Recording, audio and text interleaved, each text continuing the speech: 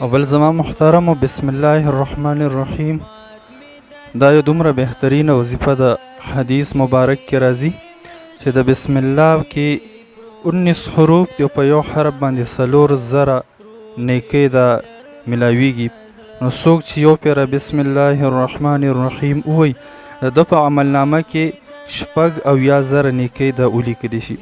دغه وظیفه خپله باندې هم کو، د دې ورد کو، خپل زنانو ته، خپل ماشومانو ته هم د دغه وظیفې هغه تلقین ورکو چې دغه عام کی. او بله بهترین د سر درد دپاره دم دی چې څوک دا په یو کاغذ ولیکي او د خپل ټوپۍ یا پټکي کې کیږدي. د امیر المؤمنین حضرت عمر رضی الله عنه په دور کې د یو بادشاه د بل ملک بادشاه دی، د هغه په سر باندې درد دی او امیر المؤمنین ته سوال جواب کوي چې زما په سر باندې درد دی.